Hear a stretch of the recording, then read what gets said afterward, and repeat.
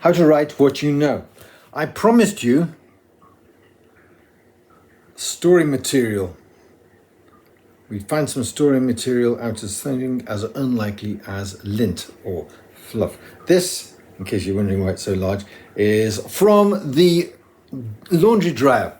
So it has accumulated as a big, huge mesh thing, and I scraped it off as a prop for this. Okay, I'm going to use this as a practice run, and we'll see how well it goes. So I did what good writers should do. I made a list of things lint related so that we can have a more organized chat this week. Okay, so what you do first of all is whatever it is you've selected from around you, you start off with, is it a problem or a threat? How can you make it one? So how could this be a problem or a threat? Apart from the fact that it's clogging up the dryer and therefore reducing its performance and could lead to overheating, possibly, I don't know, it is a dryer after all, and then cause a massive explosion. I don't know. Secondly, I've got possible problems or threats. One, suffocation. You breathe it in and you're coughing and bad things happen. It gets in your eye. Choking clogs up the machinery or any machinery, or it gets on your clothing. All right, so we then have a list of things, and this is not exhaustive. And if you were picking, say, a pen, you would make a similar sort of list. Just a list of the ways this could be a problem or a threat. So let's now just quickly skip through 6 genres and see how any of those, suffocation, gets in your eye, choking, clogs up machinery, or gets on clothing, could be used for these genres. So we'll start with the literary genre, okay, the highbrow, highfalutin stuff. It could cause illness. And then the literary writer could explore the ill person's relationship with life, or the main character's relationship with another person who becomes ill as a result of lint, and their musings on the fragility of life, etc. And the story could progress from there. Or my favorite is this. The problem is at the end, and we see what leads up to it, because you know what your ending is. And if you know what your ending is, everything leading up to it, I won't say it's inevitable, but it's a lot easier to plot. Literary also creates a bad first impression. Okay, so you are going for a job interview. This is my favorite, always a job interview. And you got fluff all over you. And this is something that, course, is going to, you've got to make an extra special impression. Why would you go to a job interview like that? Well, you might have brushed the front of you, but it's in your hair, or it's on your back, or it's on your pants, or whatever, and you just didn't see that. Or the literary application again is, it leads the main character to depression, or it's a metaphor for the main character's depression. Everything ends up as lint. So they're thinking like that. And I know that some characters, like Jean-Paul Sartre, would definitely go with that kind of interpretation. Okay, mystery. In the mystery genre, such as, I don't know, Dashiell Hammett. I'm going with him simply because he wrote the finest mystery ever, which is The Maltese Falcon. Fantastic. If you're not aware of it, you can see the movie because it's pretty close to the book, apart from one scene which would not have got past the censors. But apart from that, it's a fantastic book. It really, really is. Read the book. Watch the Humphrey Bogart version, not the earlier comedy version. Okay, so from 10 years before. Right, so it could be a clue. And that clue, so this is earlier on in the story, that clue could be, they find this lint, it doesn't seem to belong, but they're taking it away and they give it a DNA analysis, and dun dun dun, there's somebody's hair there or a few skin cells. That gives them a bit of a lead as to who the culprit was. It could be a cause of death. It could be that somebody deliberately choked somebody with the fluff. I mean, Paul, this size wouldn't be too hard, would it? It could be used for sabotage. It could be used to create a distraction. So the sabotage would create a distraction while another crime was being committed. So that's you have a minor sort of explosion or something, or it goes on fire. It is set on fire, and while people are dealing with the fire, somebody's helping themselves to, I don't know, the jewelry in the safe or whatever. And it could be used for misdirection. So the thing about the clue, it could be that somebody plants someone else's hair or skin cells in there, and this is a red herring. Agatha Christie loved these things. Okay, science fiction. It gets in some specialized machinery, a spacecraft. I mean, don't forget astronauts, they're going to be shedding. Their hair's going to come out occasionally unless they shave themselves every day.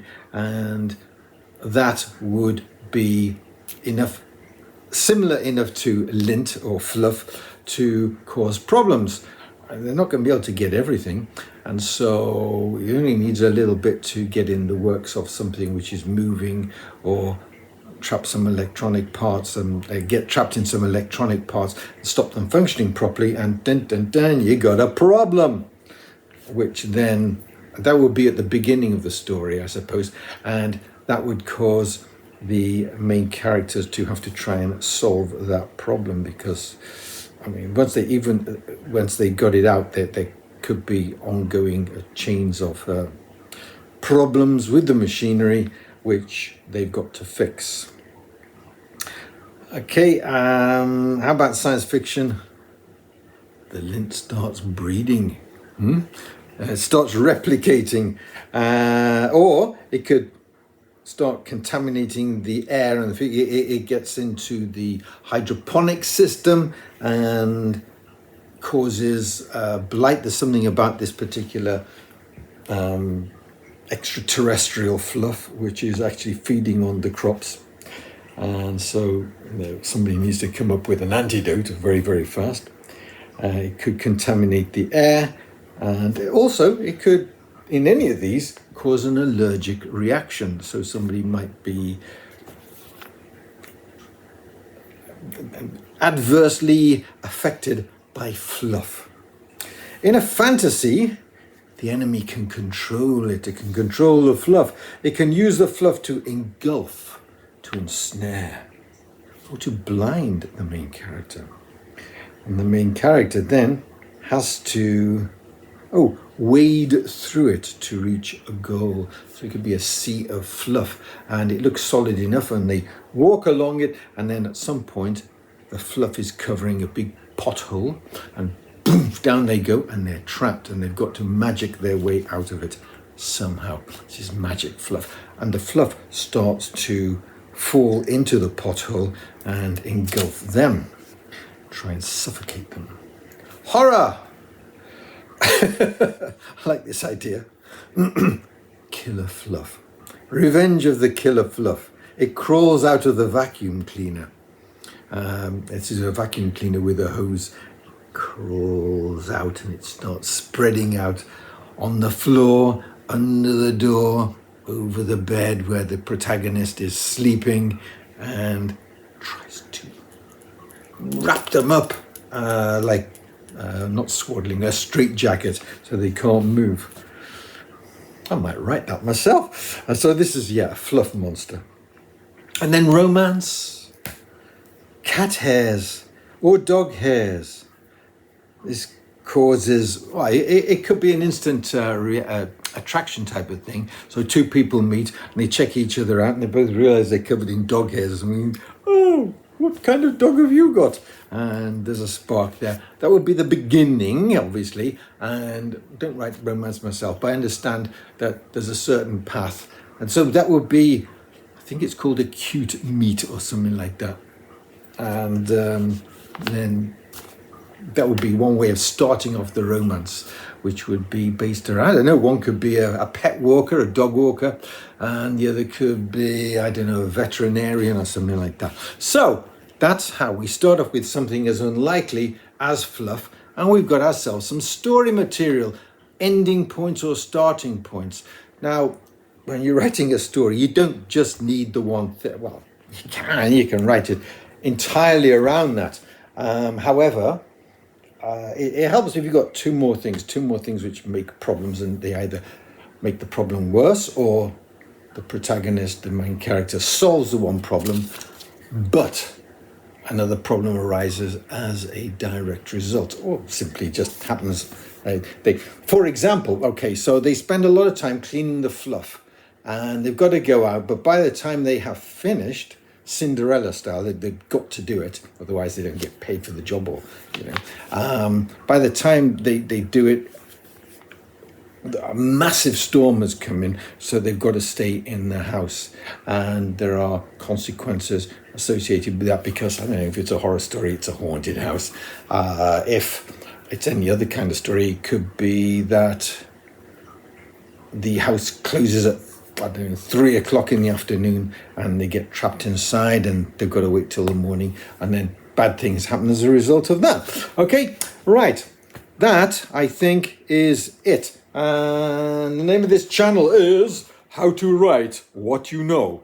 And I think we can all agree that everybody knows fluff. Okay, that's how you do it.